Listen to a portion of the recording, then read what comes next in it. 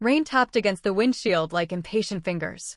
The wipers groaned as they scraped away streaks of dirt, revealing the neon glow of Grayson Automall rising from the gray afternoon.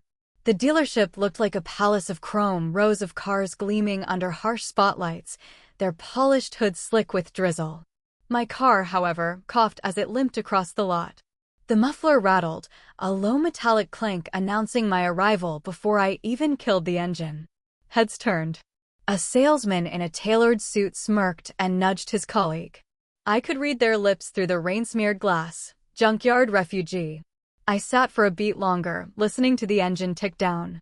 The smell of oil and damp upholstery filled the cabin, and I caught my own reflection in the cracked rearview mirror. No one looking at me would have guessed why I was here. That was fine.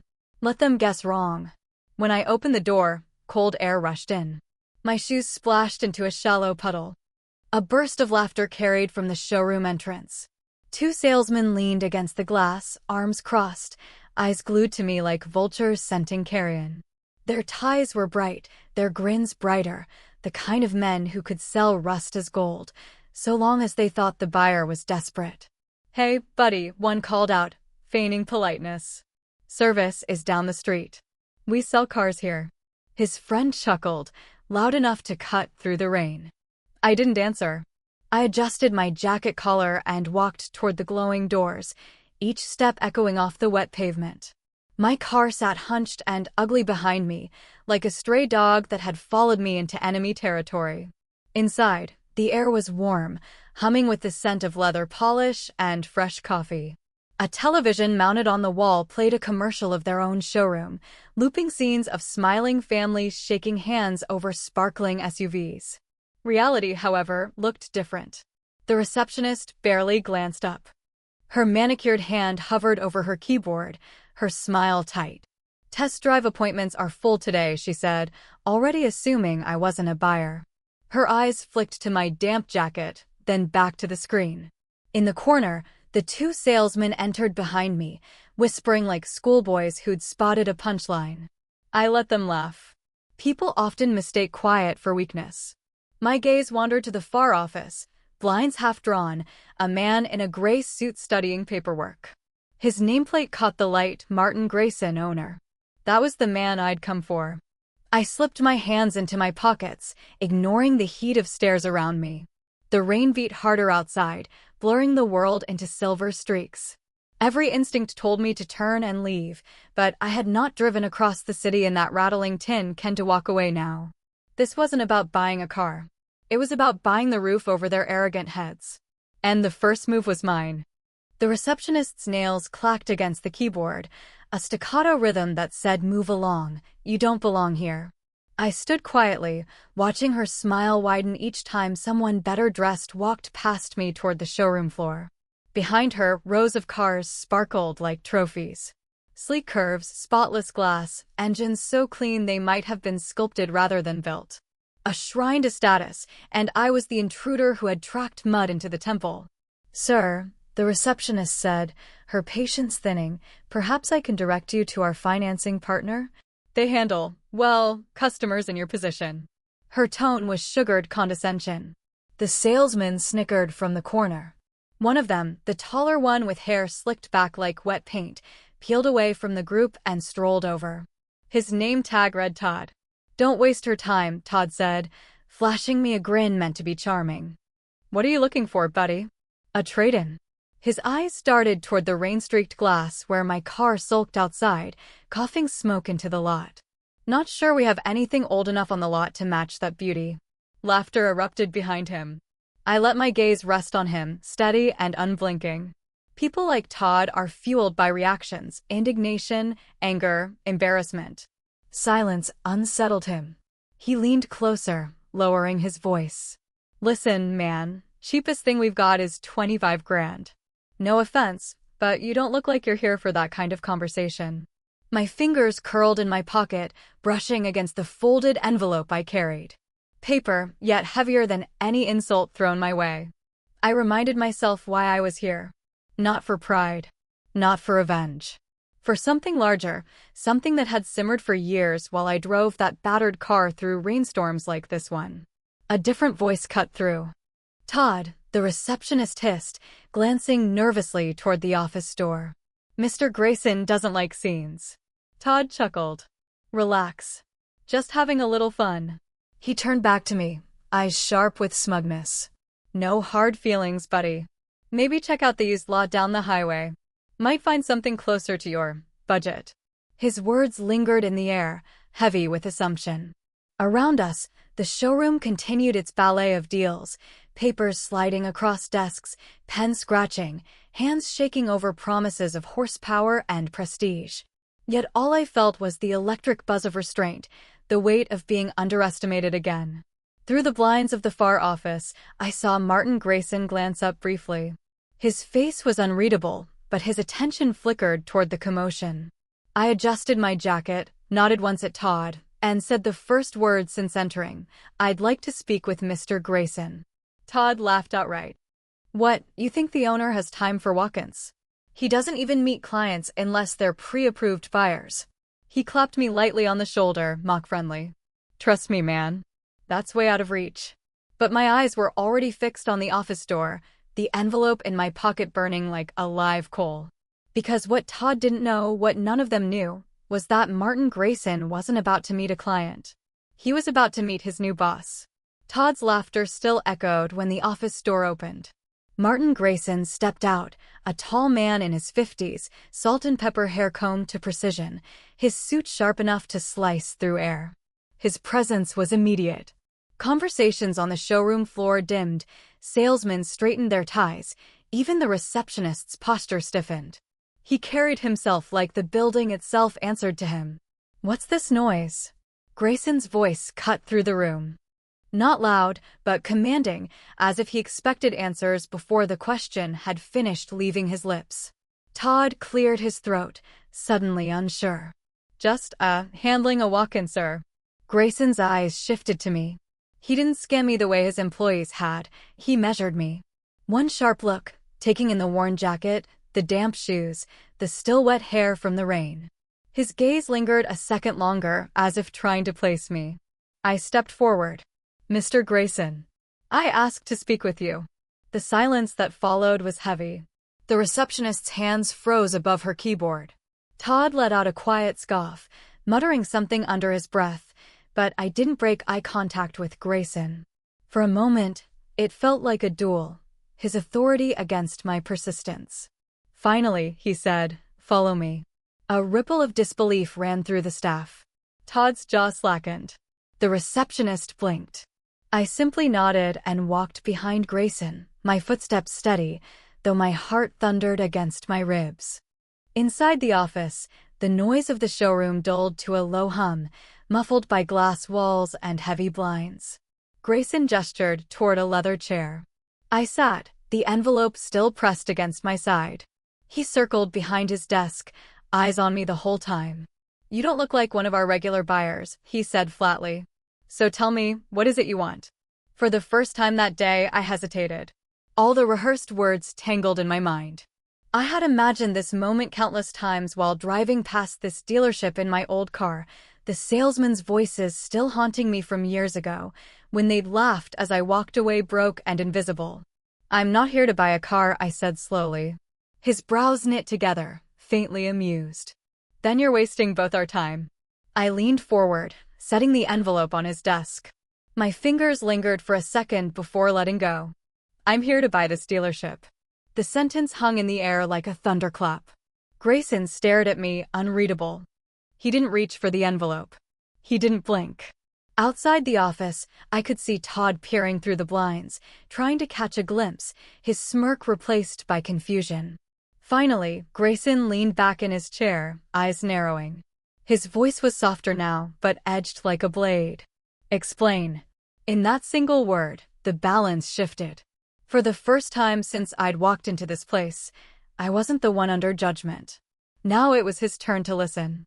The envelope sat between us like a challenge, its edges damp from my grip, its contents more valuable to me than any luxury car gleaming outside. Grayson didn't touch it. His eyes pinned me, steady and unblinking, as though he was searching for the punchline. "You understand what you just said?" His tone was careful, deliberate. This dealership isn't some corner shop. It's a multi-million-dollar operation. People don't just walk in off the street and buy it. My throat tightened, but I didn't flinch. I understand exactly what I said. He leaned forward, elbows on the desk, voice low. Then explain yourself. Because right now, you sound like a man who's either joking or drowning. I let the words sink. My chest rose and fell, each breath reminding me how much this moment cost to reach. I thought of the years spent behind that wheel, the broken heater in winter, the rattling engine in summer, the way strangers laughed at the coughing exhaust. That car wasn't just a vehicle, it was my penance, my reminder. This place, I said, forcing the words past the tightness in my throat, is where I once came begging. I walked through these doors years ago, different jacket, same car. I asked for a chance, for financing, for anything that would get me back on my feet. Through the blinds, I caught a glimpse of Todd leaning closer, eavesdropping. My voice sharpened, not for him, but for myself. I was laughed out of here.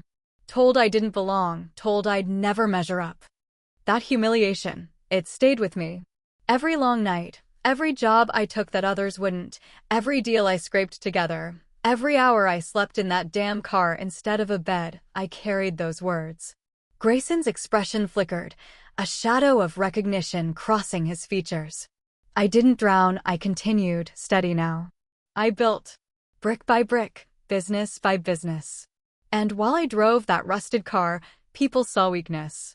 But it was my shield, my fuel. It reminded me who I was fighting to become. Silence fell. My pulse thudded in my ears.